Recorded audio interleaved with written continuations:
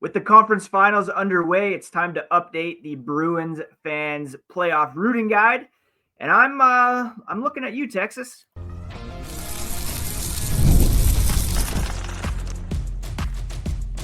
You're Locked On Bruins, your daily podcast on the Boston Bruins. Part of the Locked On Podcast Network, your team every day. What is up, Bruins fans, and welcome back to the Locked On Boston Bruins podcast. I'm your host, Ian McLaren, and this is a daily show where we discuss all things Spoked Beat. Today is Thursday, May 22nd. Thank you so much for making Locked On Bruins your first listen every day. It's part of the Locked On Podcast Network, your team every day. And today's episode is brought to you by FanDuel. Right now, new FanDuel customers can get $200 in bonus bets if your first $5 bet wins. Today on the podcast, we are doing something a little more fun than the past couple of days, where we've been breaking down Don Sweeney's hits and misses after being extended. There's still a lot of hockey going on. I'm still watching because it's pretty compelling stuff among the Final Four, and we are going to rank the remaining teams based on Bruins fan interest and who I am personally rooting for to win a Stanley Cup. Before we get into all that, a quick reminder, you can find the podcast on social media at Locked NHL Bruins. That's Blue Sky, X, Instagram, even TikTok. You can find me, my hockey thoughts, dad jokes, at Ian C. McLaren. I am a lifelong Boston Bruins fan, and I've been covering this team for various outlets, as well as the NHL at large, for about 20 years now. Also, been covering international hockey when I was working for The Score as a news editor. Today is the quarterfinals at the World Championships. We've got a bunch of prominent Bruins going there, and we'll recap those games on tomorrow's podcast. So become an everydayer, hit that subscribe button so that you never miss a thing, both on your favorite podcast app and on YouTube. The Bruins haven't played hockey in a long time, but the Stanley Cup hunt continues, and four fairly prominent former Bruins are still in the mix. We got Brad Marchand in the Florida Panthers, Taylor Hall with the Carolina Hurricanes, as well as Dmitry Orlov, but, you know, he was around just for a cup of coffee and one round. We have Trent Frederic and the Edmonton Oilers, Tyler Seguin, and the Dallas Stars. Who should Bruins fans be rooting for? I can rule one out right away. I'm leaning heavily towards the Western Conference. Let's break it down on today's episode. Let's begin with Brad Marchand and the Florida Panthers. Actually, it was funny because yesterday was the 3-year anniversary of me posting on what was then Twitter that when Patrice Bergeron retires, the Boston Bruins should at least consider trading Brad Marchand. I called it a medium hot take. He responded and said, tough take. Lo and behold, 3 years later, he's a member of the Florida Panthers and has met the stipulations for the pick that was acquired in that exchange to become a 2027 first-round pick. Now, that is, I believe, still conditional on where the Panthers finished that year. I think it's top 10 protected, but still, they're going to get a first-round pick out of that. And with that already having been achieved, they beat the Toronto Maple Leafs. They won 2 rounds. He's appeared in half the games. The max they can play is 26. He's appeared in 13. I just can't root for the Florida Panthers. Look, I'll always respect Brad Marchand, what he did in Boston, even what he continues to do in a Panthers jersey. Like, he's leading this team in scoring in the postseason. He is doing Brad Marchand things out there. He mixed it up the other night with Shane Gostisbehere, who fired a shot directly at him in the neutral zone, and then Marchand got a game misconduct and was not happy about it at all. He's contributing offensively. He's contributing in the locker room. He's contributing defensively, of course. And his leadership, his ability to get under the skin of the opposition. That's what Florida was hoping to get. That's exactly what they are receiving, and he's a huge reason why they are back in the conference finals and are one up on the Carolina Hurricanes going into tonight's game 2. He's been classic Marchand with the Panthers. Playoff clutch, an agitator, a leader. The thing is, I just can't root for those Panthers. The Bruins got a bonus by getting the first round pick, and I was happy about that. I was rooting for them to beat the Toronto Maple Leafs, despite a lot of good friends, family members that I know cheering for Toronto. Once that pick was secured, though, it's still the team that knocked the Bruins out in back-to-back seasons. It's still a team that features Sam Bennett, who took out our very own captain last year with that cheap shot to the face. And let's be honest, they've achieved everything already. They have won the Eastern Conference Championship 2 years in a row. They won a Stanley Cup last year. It's time for someone else. I'm sick of the Florida Panthers winning all the time. And with all due respect to Brad Marchand, look, he's one of my favorite Bruins of all time, without question.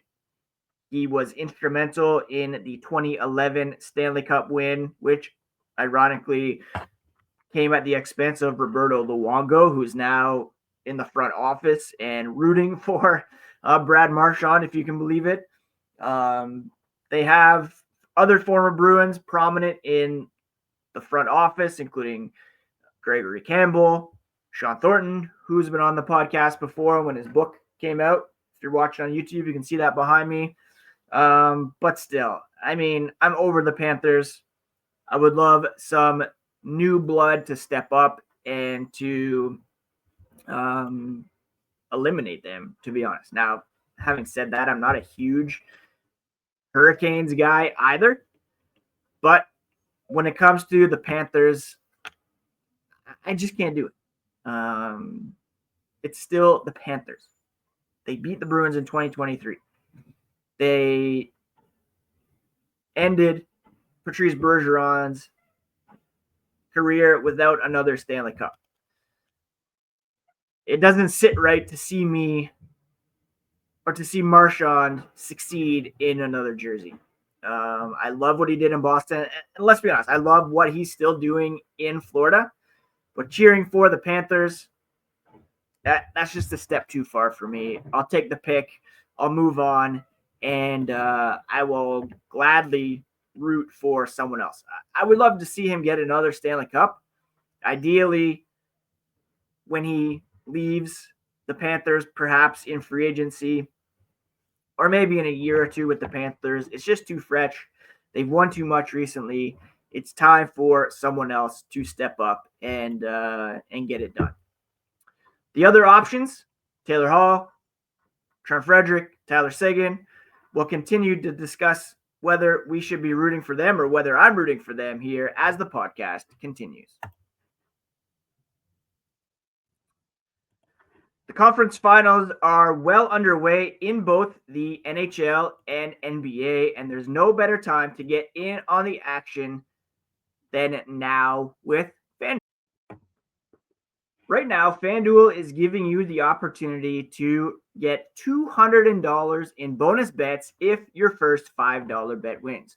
All you need to do is go to FanDuel.com or download the app, create an account, and put $5 down on tonight's Game 2 between the Florida Panthers and the Carolina Hurricanes.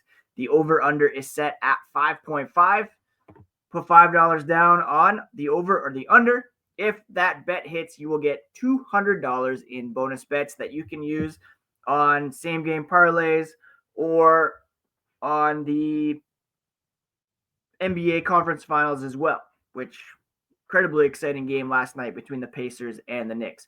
It's all available at FanDuel.com. Create an account and get that $200 in bonus bets if your first $5 bet wins.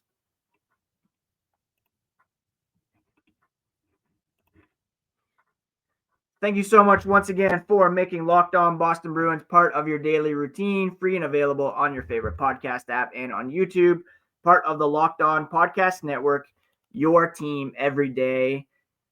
And today we are discussing who to root for in the Stanley Cup playoffs based on the remaining former Boston Bruins. We've already ruled out the Florida Panthers, with all due respect to Brad Marchand. The next guy that I'm considering is Taylor Hall. Taylor Hall was a guy that I was so excited to see in black and gold. He was acquired, as we discussed yesterday. Everydayers will remember when we discussed the good, bad, ugly about Don Sweeney. The Taylor Hall deal was fantastic. Yes, he did the Bruins a solid by basically choosing to only go to Boston, and they only had to give up like a second in Anders Bjork. And he was a guy that I loved seeing in black and gold. And he's the guy that wanted to stick around. He left due to cap pressure more than performance, traded to the Chicago Blackhawks when the Bruins had to deal with overages to Bergeron and David Krejci. He always gave it his all. He has since been moved to Carolina from Chicago in the whole Mikko Rantanen fiasco. They were able to acquire Hall. The Hurricanes were in trading Mikko Rantanen to the Stars. Chicago came in as a broker to retain some cap and made it well worth it as he signed an extension there for a few years at a pretty reasonable cap hit of $3 million. He's a solid depth contributor on a very deep Carolina Hurricanes team that was, defeated quite soundly in Game 1. I'm not a huge Hurricanes guy myself. I find their social media presence to be quite grating. Never really got attached to any of their players. I do have Peter Kochetkov in my fantasy keeper league, so I root for him, but he's been benched in favor of Frederik Andersen, and rightly so. Now, Taylor Hall does not have a Stanley Cup to his name. He was fairly unfairly treated in Edmonton after being selected with the first overall pick. He was jettisoned in favor of the new core that included, Leon Draisaitl, Connor McDavid, Brian Nugent-Hopkins. He's become kind of a journeyman as a number 1 overall pick, more than you would expect a guy like him to be. And he is an MVP, Hart Trophy winner. But the one thing that is eluding him on his resume is a Stanley Cup. And I wouldn't mind seeing him win at all. He's a likable player who's bounced around and deserves a shot. Do I want the Stanley Cup to be won by an Eastern Conference team? Not preferably. But Taylor Hall was a solid Bruin, gave us some very good moments, seems to have found his stride in Carolina. He's not a star there by any means. He's more of a depth piece. But he's a guy that, when you look at the list of players who have not won a Stanley Cup, guys who are kind of getting up there in their careers, Taylor Hall's pursuit of a cup is a compelling narrative. Supporting Hall aligns with cheering for a former Bruin seeking championship glory, a guy who has not won, unlike Marchand, unlike Seguin. Trent Frederic, of course, we'll discuss here in a moment, has not won either. But the Hurricanes, conference rival, that may deter some fans from offering support, myself included. I'm not in on the bandwagon when it comes to the Carolina Hurricanes. That brings us to the Edmonton Oilers and Trent Frederic. Maybe this is more a relatable selection. Frederic is playing like a Bruin, even in Oilers colors. Gritty, disruptive, timely. A couple missteps last night in Game 1. I noticed Scott McLaughlin, kind of WEEI, with a perfectly encapsulated tweet or X or whatever you call it, where Let me just pull it up to make sure I get the wording right. He wrote, tough sequence there. Trent Frederic whiffs on a great opportunity to tie the game at one end. Tyler Seguin gives Dallas a 2-goal lead at the other. That's what you got with Trent Frederic. Kind of hit or miss. He did score a series winner. He fits right in with Edmonton's talent, brings that balance they've needed in terms of offensive upside, some grit. There's something satisfying about seeing a guy like that thrive when given potentially a bigger role.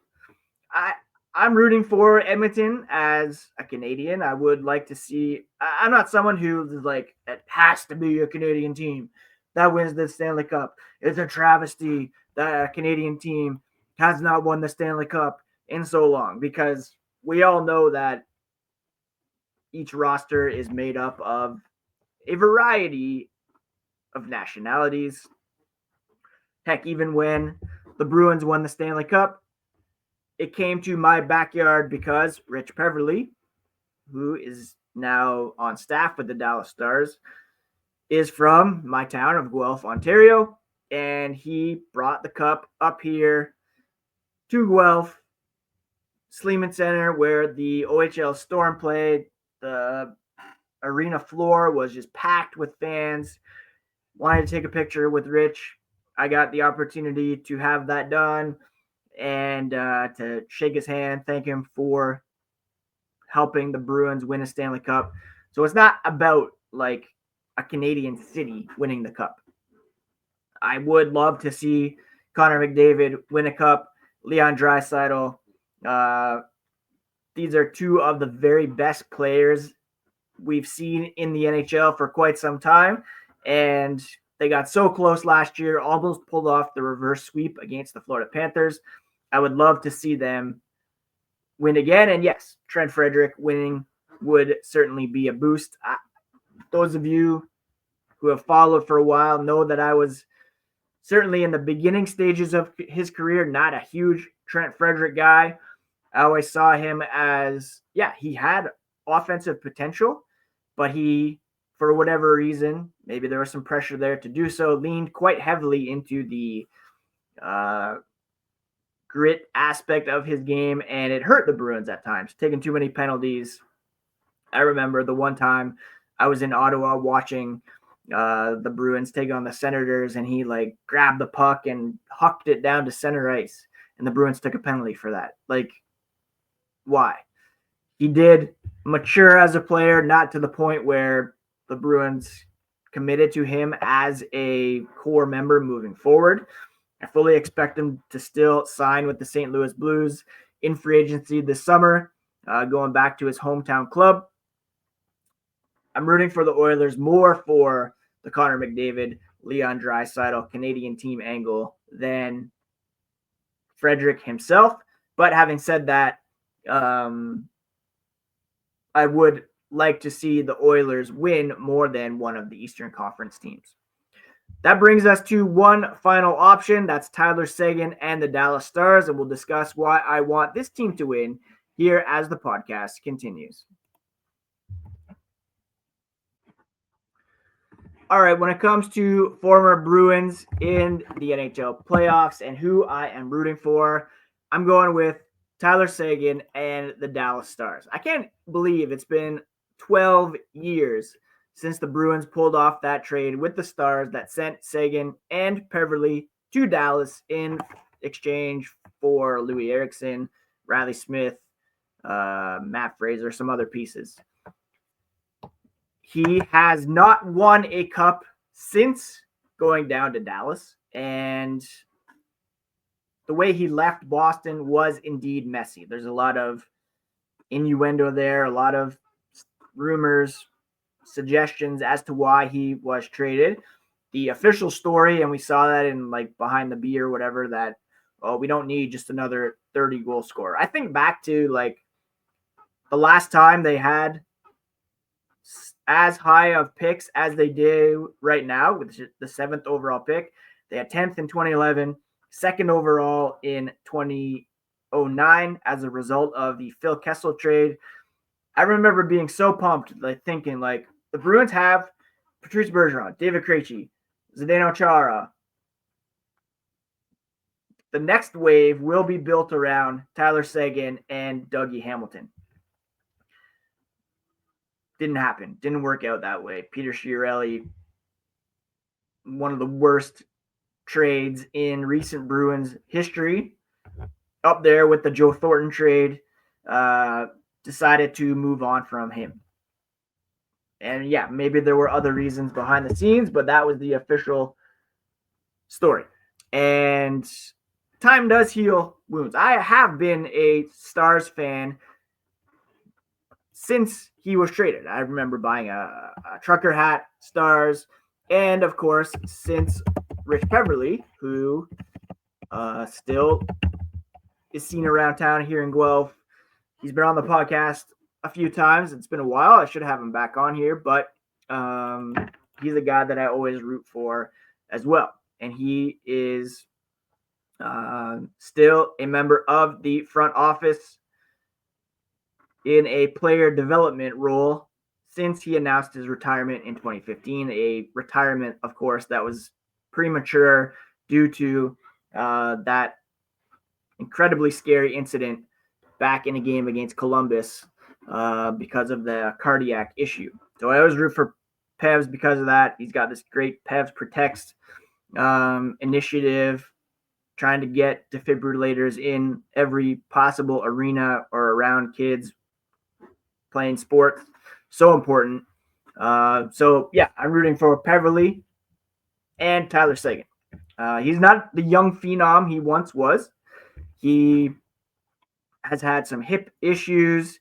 He has not played a full season in quite a while. The Stars have been to the Stanley Cup final back in the bubble against Tampa.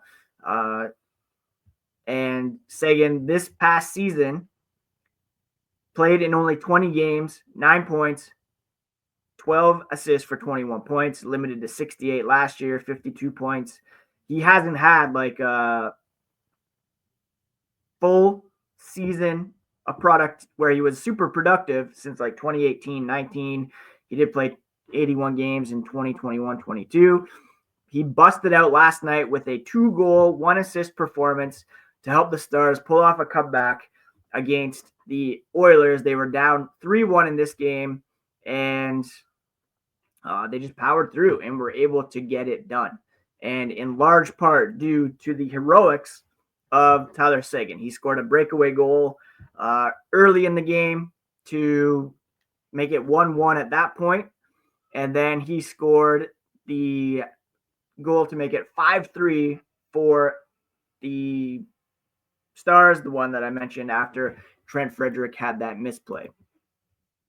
There's no real rivalry tension anymore. Dallas is a super fun team to watch. I would be totally fine with Tyler Seguin lifting the cup. He has not won again since being a member of the Boston Bruins. This would cement his legacy as like a star player in the NHL on his own merits. He has had a fantastic career for the Dallas Stars, obviously playing the majority of his career down there. I don't think he got a fair shake from the Bruins. And look, he's nearing 1,000 games, 989 games, 809 regular season points. In the postseason, he's appeared in 147 games with 79 points. He's got 8 points in 14 games this season. And don't forget, like, he was a big reason why the Bruins even made the final back in 2011 with that huge, Game 6 performance against the Tampa Bay Lightning. Didn't get a fair shake in Boston, in my opinion, and I think it would be cool if he indeed was able to raise a Stanley Cup. So here's where I'm at. No to the Panthers specifically, and by default, that means no to Brad Marchand. I very much appreciate the draft pick bump, but I'm not pulling for them as a team, and therefore Marchand by extension. Hall, sure, fine. Not my real rooting interest because I would go west over east just by default. Give me Frederic and the Oilers because of the Canadian team angle, because primarily for Connor McDavid, Leon Draisaitl. In the end, I'm going for Seguin, for Peverley, and the Stars. Both those teams out west will be satisfying cup winners. They keep it far from the Bruins' rivals from their backyard and would give some much-deserved accolades to two of the best players in the NHL, and Trent Frederic, and more specifically to Tyler Seguin, who near the end of his career probably won't get a lot more kicks at the cup, as well as Rich Peverley, who's played a huge role in player development and a lot of young guys thriving in that organization. Let me know where you are landing. Tag me at Locked NHL Bruins on X, Blue Sky, Instagram, or at Ian C. McLaren on Instagram and Blue Sky. Let's talk playoff allegiances while we wait for Boston's next big move. Who are you rooting for? Hit me up in the comments on YouTube as well. And let's keep the conversation going there. Thank you so much for making Locked On Bruins your first listen today. For your second listen, check out Locked On NHL Game Night. Every game, every night until a Stanley Cup champion is crowned. Get local analysis on a national scale. You can find NHL Game Night on Locked On NHL, YouTube, or wherever you listen to podcasts. Please do take care of yourselves. Take care of each other, and we'll talk to you again here on the next episode of Locked On Boston Bruins, part of the Locked On Podcast Network, your favorite team every single day.